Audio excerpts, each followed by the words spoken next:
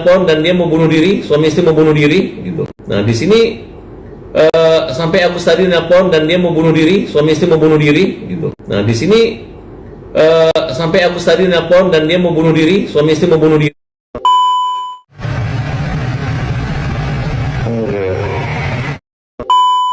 Kemudian pencarian gue kan langsung teman Agus pick up. Nah ini gue ngeliat ada salah satu komentar yang ngomong begini, mirip yang di Jerman, para netizen jika kalian tahu sebenarnya si Agus suka sama Aji tapi Aji nggak mau, itu awal mulanya, katanya begitu.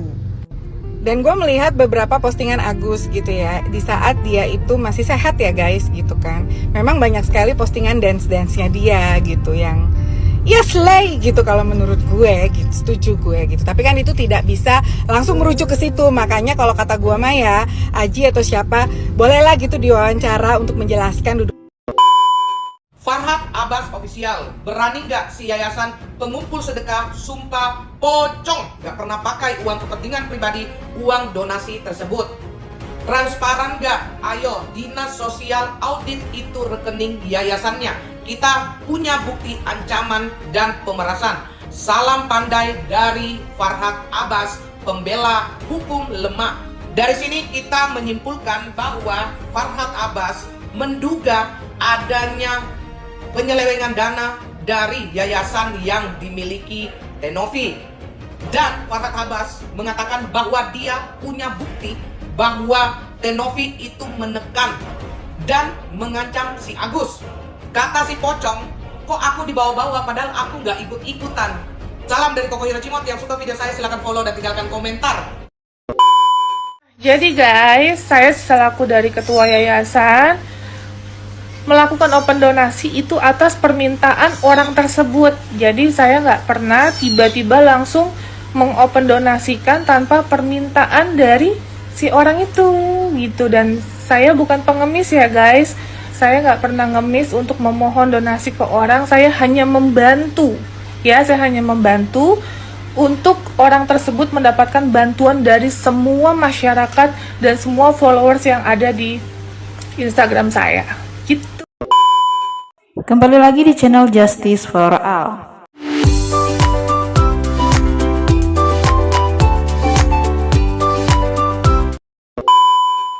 Baiklah, kali ini saya masih akan membahas tentang Agus. Jejak digital bongkar kebiasaan Agus Salim di tengah kasus donasi 1,5 M.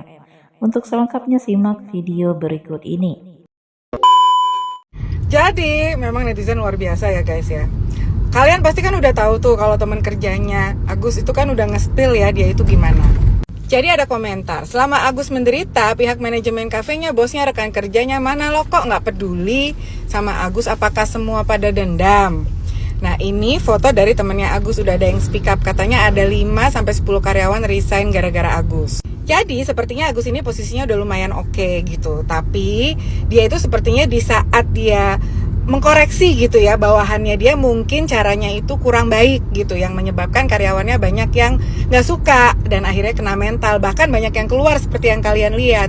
Gue sempat baca katanya ada kasir perempuan gitu sampai nangis-nangis gitu loh guys. Nah kemudian pencarian gue kan langsung teman Agus pick up. Nah ini gue ngeliat ada salah satu komentar yang ngomong begini, mirip yang di Jerman, para netizen jika kalian tahu sebenarnya si Agus suka sama Aji tapi Aji nggak mau, itu awal mulanya, katanya begitu. Dan gue melihat beberapa postingan Agus gitu ya, di saat dia itu masih sehat ya guys gitu kan. Memang banyak sekali postingan dance-nya dia gitu yang ya slay gitu kalau menurut gue gitu, setuju gue gitu. Tapi kan itu tidak bisa langsung merujuk ke situ. Makanya kalau kata gue mah ya, Aji atau siapa bolehlah gitu diwawancara untuk menjelaskan duduk perkara yang sebenarnya seperti apa. Kok bisa sampai segitunya, sampai nekat gitu kan melakukan penyiraman tersebut. Aku sedih banget.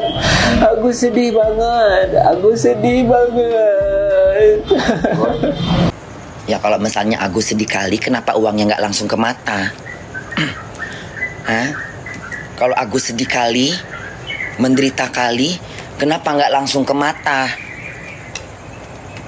Langsung buat dong ke mata. Kan udah ada duitnya, langsung terbang kemana? Ke Johor, ke Malaysia kek, kemana kek, cari dokter yang luar biasa, kan udah ada duit. Berapa itu, satu koma berapa itu, udah banyak kali itu.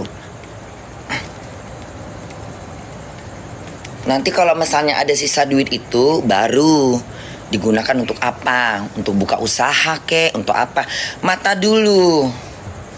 Jadi orang-orang yang memberikan donasi itu yakin dan percaya ternyata uang yang kita kasih itu larinya jelas. Nah, kayak Bunda gitu. Coy, jangan Bunda deh. Misalnya orang gitu, si A, si B gitu. Tiba-tiba dia matanya kayak Agus. Tiba-tiba begitu uangnya nyampe, langsung. Ngerti? Kayak Bunda di challenge ya sama beberapa artis zaman dulu. Bunda dapatnya banyak. Kemana uang itu? Langsung Bunda belikan rumah. Jadi jelas terarah uangnya. Jadi orang yang ngasih itu pun puas. Oh, uang yang dapat dari challenge-nya Bunda Kola itu larinya ke rumah. Jelas kebutuhan hidup. Nah, kamu itu mata gitu. Orang ngasih donasi itu bukan untuk bayar utang, untuk matanya Agus. Ya Gus ya, biar Agus nggak sedih. Ngerti? Agus kan sedih. Agus sedih kali, ya kan? Karena menderita matanya kan. Makanya begitu orang kasih donasi untuk ke mata, bukan untuk bayar utang.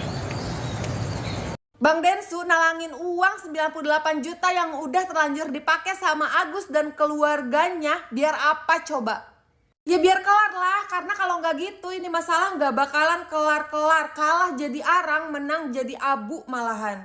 Karena dari awal Agus sama Teh Novi ini emang udah beda keyakinan, nggak bakalan bisa sejalan. Agus merasanya ini uang donasi dia, udah jadi hak dia, terserah dia juga mau dipakai apa aja.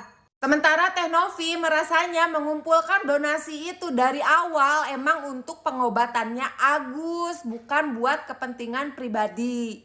Karena Teh Novi sama Agus itu kekeh sama keyakinannya, jadi nggak akan nemu-nemu jalan keluarnya. Akhirnya Kodensu ini ambil jalan tengahnya. Akhirnya Kodensu bantu dulu uang yang udah kepake itu biar saat dimutasi sesuai permintaannya Teh Novi itu mutasinya utuh lagi. Dari permasalahan ini gue jadi belajar gitu ya, kalau ternyata niat baik itu belum tentu diterima dengan baik dan belum tentu juga hasilnya baik. Dan yang kedua, gue setuju banget sama kata-katanya Kodensu. Buat apa melakukan kebaikan kalau endingnya itu bercerai-berai, mending jangan.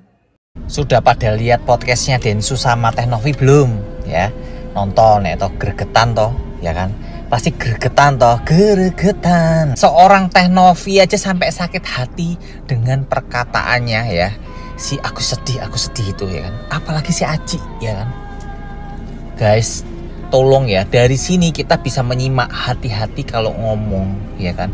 Itu kamu untung ya, masih disiram air keras.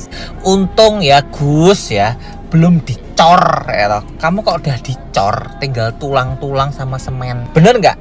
Bedanya sumbangan sama donasi. Sumbangan itu kita nyumbang, terserah kamu gunain buat apa aja ya. Mau buat beli mobil, buat beli rumah, pengobatan, terserah. Tapi kalau donasi, kita ngomong ke publik ya, ke semua masyarakat Indonesia, silakan kumpulin karena uangnya ini digunakan untuk pengobatan, ya kan? Jelas dong, ya kan? Itu perbedaannya. Dan satu lagi, Teh Novi sebenarnya nggak ngomong apa-apa tentang si Agus, cuman pingin transparan, ya kan? Tapi si Agus tuh malah kata-katanya aneh, kayak memojokkan Teh Novi, padahal selama ini si Novinya itu membantu dia gitu loh semaksimal mungkin. Terus kata-kata apa yang membuat si Agus itu sakit hati? Kata-kata yang mana sih Gus? Sama Novi juga nggak mengecek kamu gitu loh. Pertikaian Agus Salim korban air keras dan Pratiwi Novianti soal uang donasi yang dipakai untuk membayar hutang hingga belanja online semakin memanas.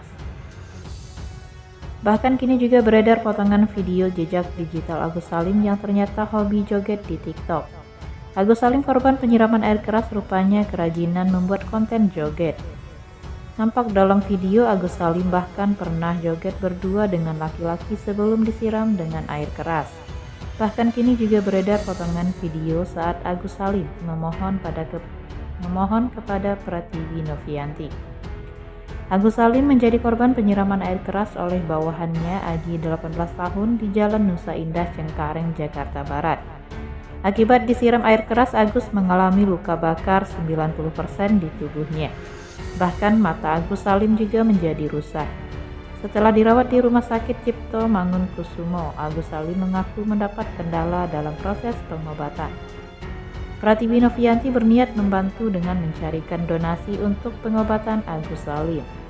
Agus bahkan sampai memohon agar Pratiwi Novianti mau membantunya. Setelah donasi terkumpul, 1,5 M justru tidak digunakan untuk pengobatan.